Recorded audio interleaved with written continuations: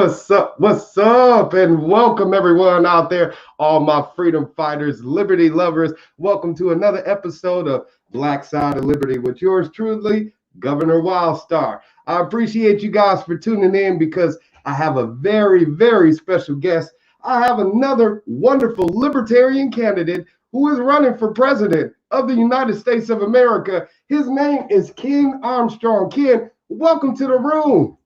Hey, Governor, it is so good to see you, my friend. Hey, it's a pleasure to have you here, my esteemed friend. I met Ken during multiple engagements here in the state of California for the Libertarian Party, and I would just want to invite him on, introduce you guys to him, and have him introduce himself to you. So, Ken, welcome to the show. And really quickly, if you wouldn't mind, I don't want to put you on the spot, but who are you and why should we vote for you? I mean, come on, we don't know who you are. My wife keeps asking the same questions every day, who are you and why should I vote for you? And actually, I got to correct you because I just suspended my campaign for president. Okay. And I've moved into a campaign for vice president now. Reason being with Justin Amash, speculatively, but he's probably going to be formalizing his run for president. We got a real crowded room at the top right now. It was kind of sucking all the air out of the room, and my campaign is certainly serious. I certainly really am running, but I also am very serious about being able to get the word out about the principles of liberty. So that said, okay, who's Ken? Former military officer, former NATO guy, U.S. consul representative to the Pelagi Islands, CEO of Habitat for Humanity in Hawaii, local county elected official in Hawaii. I don't think I've ever been dog catcher, but I've done just about everything else. So college instructor, newspaper columnist. I'm sure I've forgotten something, but I've done a lot of things. And I bring a lot of experience to the table, and I'm very serious about the principles of liberty. I thought I was out of politics for the rest of my life, and this whole thing that's going on in Washington, the guy in the Oval Office, just made me so crazy. I had to get off the bench and get back into the game.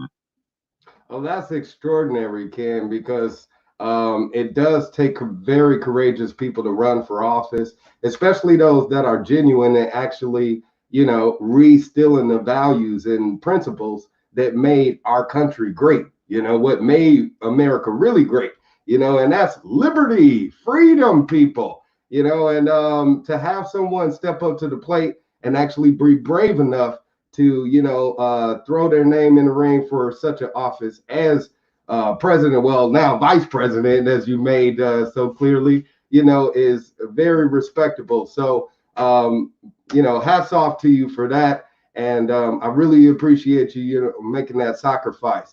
But since you did bring up that you have shifted the run from president to vice president, you mentioned Justin Amash, and why? I mean, who is this guy? Nobody care about him. Who the hell is Justin Amash? And if he runs for office, is he going to gather the type of audience that you would? Why even switch your run from president to vice president if he's as much of a nobody as you are? Well, I mean, he's a U.S. congressman, and he's got a ton of money. His family business makes him a bunch of money, and he's been able to, both through hard work and through the influence that his money can buy, he's been able to get quite an audience in the country. And so, honestly, I could die fighting my way to the top of that hill to get the attention that I need, but honestly, it's not about me in the first place. So I shifted my run to vice president. Hopefully, wonderful people like you still give me a platform, an opportunity to talk. and we can talk about the principles of liberty. And I want to say something honest, and I mean this from the bottom of my heart, because you talk about the great free country that we are. We've never really been that yet. We aspire to be a great free country, but we can't name a time when everyone in the country has been free and has appreciated that goal. And that's what we want to do so desperately. You are right about that. That is what we want. I think that's the real American dream that we're fighting for here as countrymen. You know, whether you were born and raised here in America or you came to this country from somewhere else, you know, you're here for the American dream, which is to live freely. You know, that's what we all really want here in this country. And I was actually at a free Reopen California protest yesterday. Mayday, Mayday. Check that out. That's on the Governor Wildstar channel. So please be sure to subscribe to my YouTube channel. Check out one of the videos. But more is coming at you. I'll talk more about that later. But yeah, you have people out there from all walks of life. You know what I'm saying? All different races. All with different political views. You had Trump supporters, no Trump supporters, you know what I'm saying? It was just a big melting pot. And that's what being an American is all about, is appreciating that value and that liberty that we all get to exercise, you know? So that's right. So it's great to again see somebody like you that's running for office that wants to instill the values of liberty. And you mentioned, you know, when you were talking about yourself a little bit about how you ran for the local office, or you had some local positions and stuff, you were saying a lot there. So if you could slow it down, because I mean, running for president and vice president is very, it's a big job, you know, and it's a long shot. It seems like a long shot unless you got millions of dollars, you know, and especially it sounds like it's your first time running for such a high office, you know. Why would you not want to run for one of the local offices like Assembly or Congress or, you know, mayor even? What is it? Well, honestly, I mean, I've held county level office. I've worked in high levels in the federal government, kind of been all over the board in government. And the experience that I have really kind of best lends itself to the presidential campaign, the discussion of the things that the president should be all about. Plus my passion and my understanding for the Constitution, which honestly, I don't think the guy in the Oval Office has ever read his way all the way through the Constitution or understands what it means. He probably didn't even make it past the first section. And if he did, he probably, you know, got tripped up over a few of the words or even lack of understanding. I don't think he's ever read the Bill of Rights even, you know, which is a completely separate document. And so is the Declaration of Independence, which I don't think he's read either, you know. So it's sad to see that we have elected officials who actually have not read these so-called documents, you know, such as the Constitution, which they swear to uphold. Yeah, exactly right. Yeah. I swear to uphold the Constitution, but I'm going to spend the next 4 years trampling all over it. Yeah, exactly. Exactly. So, yeah, you mentioned that you were running, that you had ran for local offices and such as what again? I apologize. Well, in Honolulu, they have a body of government called the Neighborhood Board, and it's the most we'll say the lowest level. I don't even like using that term, but it's the lowest level government in Hawaii, the Honolulu County Neighborhood Board, and so that's what I was elected to. And I've worked behind the scenes with members of the U.S. House, U.S. Senate, worked in the executive branch with the Vice President of the United States, and I've done a lot of different level things in government. Interesting. So you've kind of already dipped your toes into the behind the scenes part of it. Now you're just looking for an opportunity to, I guess, step to the forefront and lead we the people in a different direction to where we're going right now. Yeah, I don't know if I dipped my toes in or if I was walking in the smelly stuff, but yeah, sort of, I have a good idea. Seriously, all kidding aside, I have a good idea where a lot of the problems are in government. Give you a little example, just one of many. As a government official, my task for years and years was to manage my part of the budget, to give my input, to spend the money that came to me, and every year I would always accomplish more than what I was supposed to accomplish with my money, which I think is a good thing. One particular year, I didn't spend all of my money. I accomplished a lot more than the goals that were set for me. And I actually got marked down in my evaluations that year for not spending all of my money, even though I'd accomplished more than my goals were supposed to be. So that's the mindset of the government, is you got to spend your money. That's exactly what it is. You got to waste taxpayers' money, if they're going to gift it to you, you might as well spend it. And it's awful because that's actually what's happening right now with our government with this whole coronavirus thing. They're just throwing money at the problem, hoping it'll go away, and it's definitely not, especially now since they're talking about coronavirus is seasonal and it's going to be coming back, and we, the people, should just get prepared to accept this as the new norm.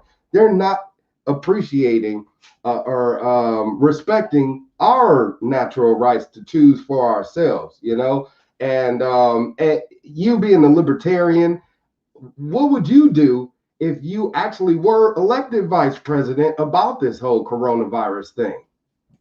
Well, obviously, I mean, the role of vice president is a lot different from president, so there's not a lot of executive power in the office of vice president.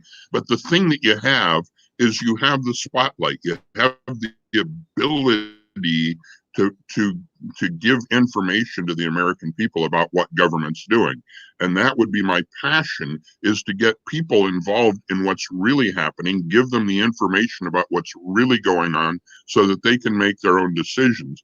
I'm betting now, Fresno, Clovis area, whole lot of small business people. I'm betting you've got a lot of friends who are going to be out of business when we come out of this tunnel that we're in right now. And it's not necessary. If the government was giving people information and letting them make decisions, we don't have to be putting all these independent business people underground the way that we're doing. Right, absolutely. And as vice president, I mean, yeah, you're right. Pence right now, he isn't doing the damn thing. He's stepping into the room and he's also making a mockery of the position. I mean, he's telling we the people that we must go out, we must wear masks, but then he's going out places and he's not wearing masks himself. So it's that same in a hospital, man, in a hospital, and he wouldn't wear the mask. Of all places, you see what I mean? So it's that same old do as we say, don't do as we do type of mentality. And we the people are sick of it. We can't live like that. If you want to be an example, if you want to be a role model, then you need to be going out there. You need to be making yourself that example for everyone else to see, especially in a position such as vice president. And you would also be, I guess, the leader of the Senate. It all will boil down to you.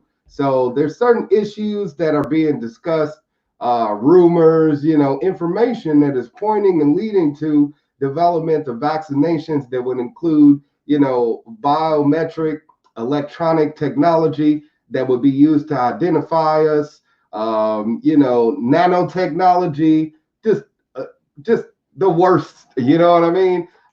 So it's a possibility that we the people could have to be forced to have to take this vaccine, So I've heard you speak as a libertarian about sovereignty before, and I really appreciate that. So what does sovereignty mean to you? And with you being a libertarian and this whole mandatory vaccine coming about, how would you defend us and our choice to defend our body. If it's my body and my property, how would you be able to defend that choice for me?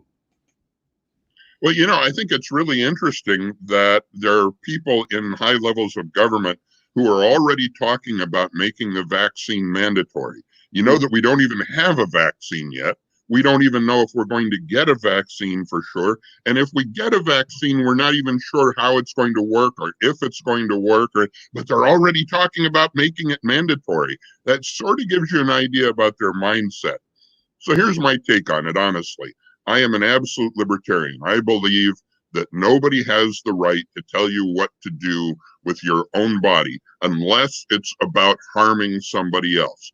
So, I mean, I couldn't throw my body off of a tall building into a crowd of people because I'm going to hurt somebody, So there are things that I can't do that are going to harm other people. I don't believe the government has the right to tell us to use experimental vaccines that may cause harm to ourselves and may not, may make us healthier and may not. That's completely out of bounds of what the government has the right to do. Now, if they came up with a vaccine where they could say, look, this vaccine has no negative side effects, and if you don't use it, you're going to be spreading the disease, and if you do use it, we guarantee that you won't spread the disease. Hey, I'd be all about that, because the non-aggression principle says it's my job to make sure I'm not hurting other people. But the truth of the matter is, science doesn't work that way. They can't make those guarantees, and they know they can't make those guarantees. So it's really all about them just imposing their will on us. And I'm 100% opposed to that. I just absolutely am. Absolutely. It's good to hear you say that. And hearing you speak, you said a lot of good things, but I mean, to play devil's advocate, you said a lot of things that are questionable as well, especially being a libertarian.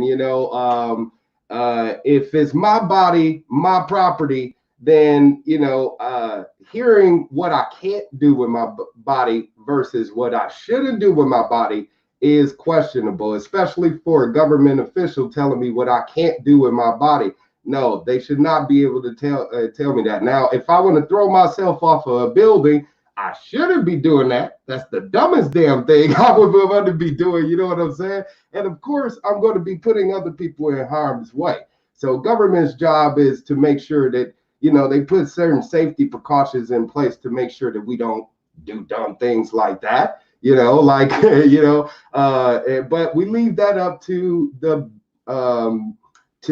individual, to the business, so to speak, to make the choice for themselves. For instance, if it was some building like a high rise and some guy wanted to jump off the building, it's a liability for the building because they didn't have a gate up there to begin with. Somebody could have fell off, on accident or something like that. So shifting that responsibility onto the individual versus the government makes more sense.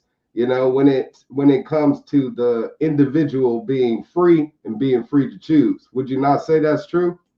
Yeah, I would. The thing and my point about the building is, if you got a tall building and you got a bunch of people down on the sidewalk, then I don't have the right to throw myself out into a place where I can harm people. That's the non-aggression principle. I can swing my fist all I want, but it ends at the other person's nose. Absolutely. And so my rights and my freedom don't extend to harming other people. And if the government could absolutely prove without any controversy or argument that they were providing a vaccine that would not harm anybody, and that not taking that vaccine would be harmful to somebody, then I'd be willing to have a discussion about it. But the fact of the matter is, science can't do that. We cannot come up with a vaccine where I can promise you it's not going to hurt you, and I can tell you for sure that it's going to save other people. That's not real. And government, short of that guarantee that it would harm somebody if I didn't use the vaccine, they don't have the right to insist on anything.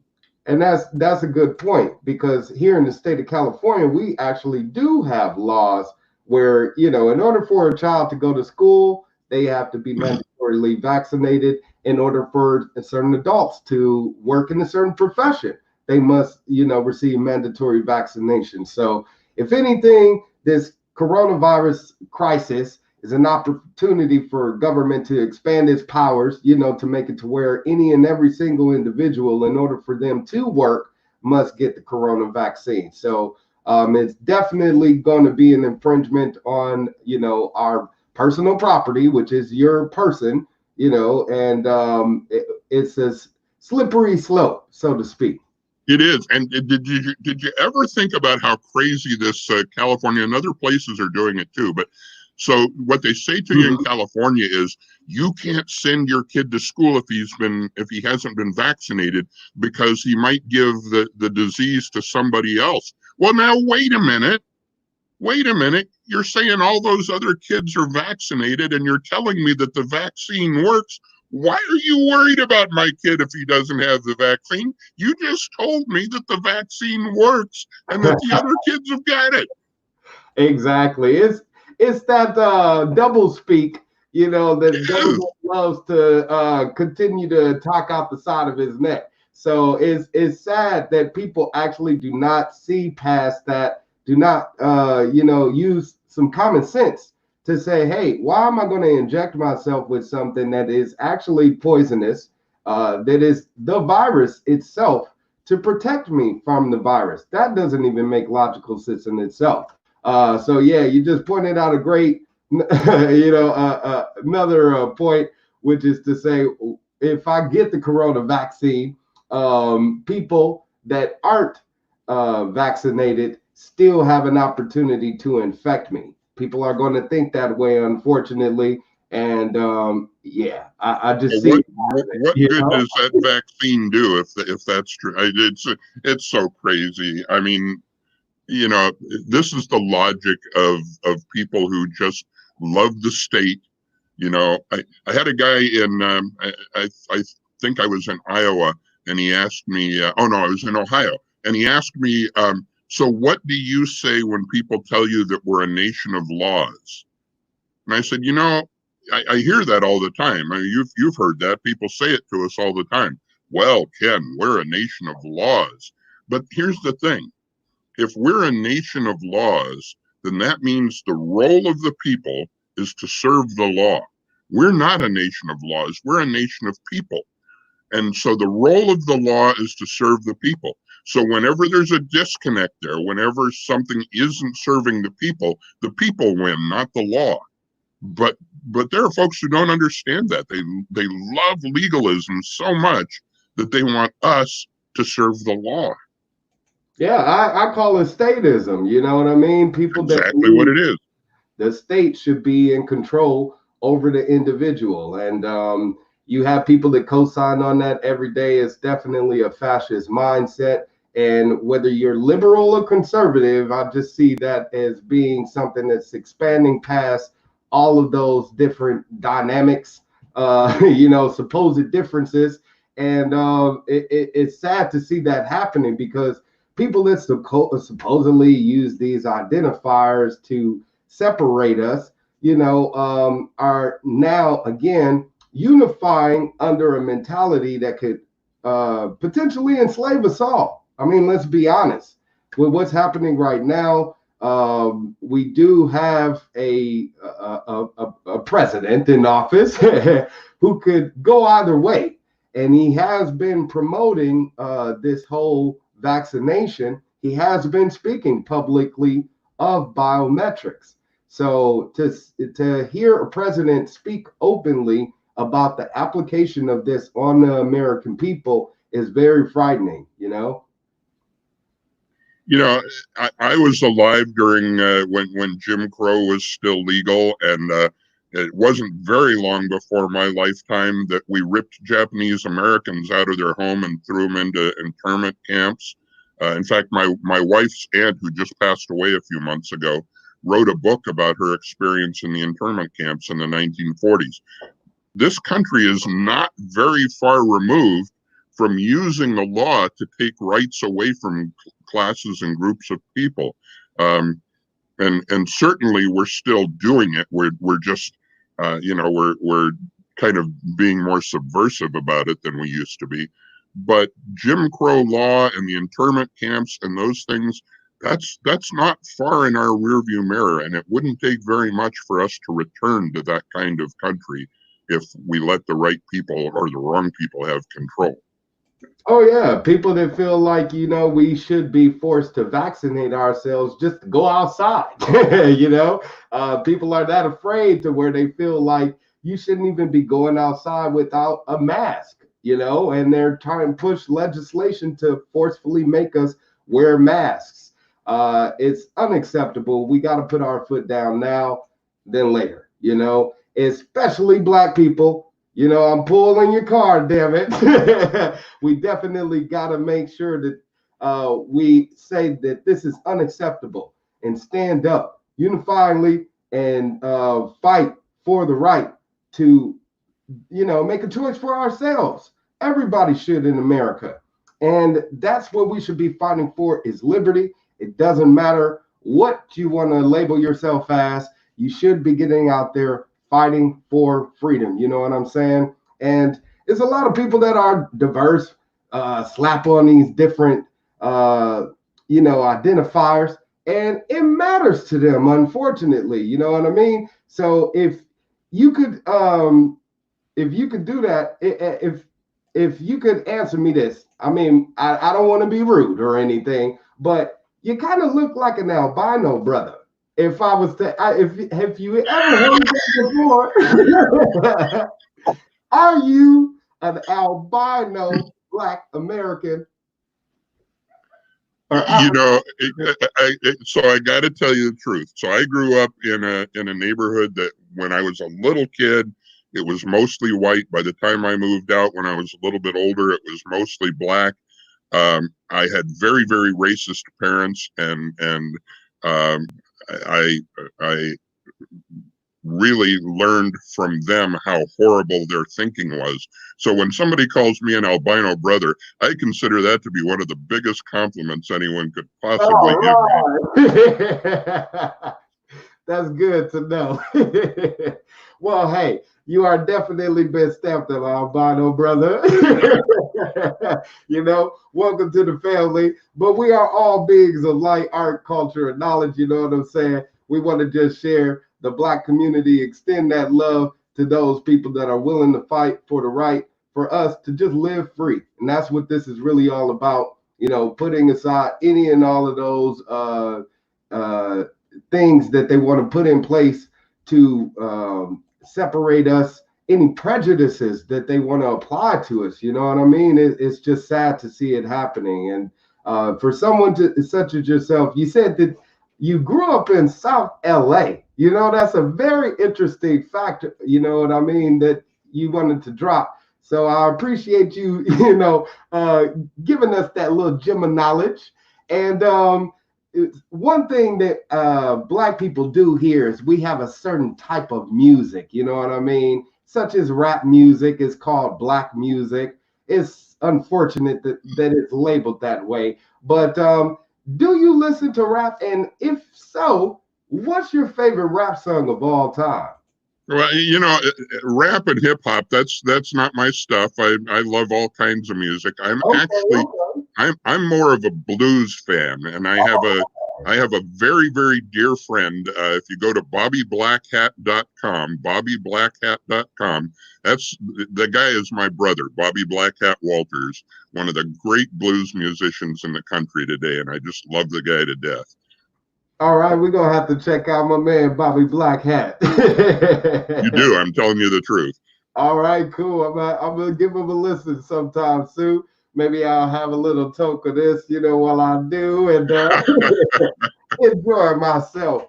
Well, I just want to say to you, Mr. Armstrong, I appreciate you for being on. Brother Ken, he corrected me earlier. He said, don't call me Mr. Armstrong. Call me Ken. All right. So, Brother Ken, I thank you for having on, because just like all of my guests, I don't tell them what I'm going to ask them, and you've been a great sport on answering all of these questions. And I hope that all of the people out there, visit your website, go and check out more about you. So please tell them where they can find out more about you and, what they can do to support your campaign right now. Armstrong2020.com. You can see it down there, Armstrong2020.com. And come and check us out, see what we're about, find out where we stand on the issues. And if you want to give us a hand, send us an email and we'll be glad to plug you in. I know most people right now are really tight on money. And what I'll say to folks is, if you're tight on money right now, use it for your family and your friends. But if you're one of the ones who's blessed to have extra and you want to share it with a campaign, by all means, we can certainly use it. So thank you. Absolutely. And any contribution definitely helps. So definitely give this man whatever you can to help him get as far as possible in his political career, and even if you don't have money, I've learned it myself during my campaign. If you can donate your time, your resources, if you can do printing, if you can do video editing, if you have any type of skill that you think you can contribute to this man to help him get further. If you do social media, you do any of this shit, you do video editing, hit the man up. Because if you got time on your hands, which most likely you do, if you're a non-essential, be sure to contact him, get involved in the campaign, help him get further in his bid for Vice President of the United States of America as a Libertarian. Again, Ken Armstrong, ladies and gentlemen, thank you for coming on, sir. It's been a blessing. So you're running for governor again in 22, right? Yes, I am. I have officially. So anybody who supports you is supporting me. So. Oh, God bless you. That's good to know. Yes, indeed. You're right about that. This is a chain. We're creating a revolutionary chain here. You know what I'm saying? We're linking arms, like you said in one of our interviews. You know what I'm saying? We're linking arms together. We did an interview together that's actually on my YouTube channel as well. So be sure to check out the Libertarian Counterpoint interview with yours truly and brother Ken Armstrong, who is here on Black Side of Liberty. So thank you again, Ken, for being on, and much love to your wonderful wife as well. Thank you. Same to you and Crystal. Thank you. I appreciate it. God bless you. All right, you guys, I'm going to go ahead and wrap things up and get out of here. But before I do, please be sure to visit the website. We definitely could use your support over here at GovernorWildstar.com, because my man Marcus Liberty unfortunately has fallen victim to this whole coronavirus thing. Yes, he's got to move. You know what I'm saying? He got bills to pay, like I got bills to pay. My man Ken, he got bills to pay. You know what I'm saying? So please donate whatever you can. Help this man get to Texas. He's actually leaving the state of California, unfortunately. So I'm going to be losing my wonderful, friend who has been here contributing not only with these videos, but with my campaign for mayor here in Fresno. So it's unfortunate that he has to leave now, and he's moving to Texas. So Texas, get ready to have some Marcus Liberty in your neighborhood. But yeah, please donate to the website. Help us, get him home safely, and keep these videos going so we can keep people like Ken Armstrong coming on the program. All right. So please be sure, you guys, to contribute. Visit the website, GovernorWildstar.com. Share this video. Get out the message for Ken Armstrong. Get out the message for yours truly here on Black Side Liberty. And of course, be sure to subscribe. If you're on YouTube, be sure to subscribe. If you're on Facebook, my Governor Wildstar, be sure to hit like. And let's grow this audience, because anybody and everybody needs to hear the message of liberty. And it takes we the people to come together to inform each other and spread that message. You know how this goes. So till next time, you guys, long live liberty. I'm up out of here. Much love to you, Ken Armstrong, and much love to all of you. Peace.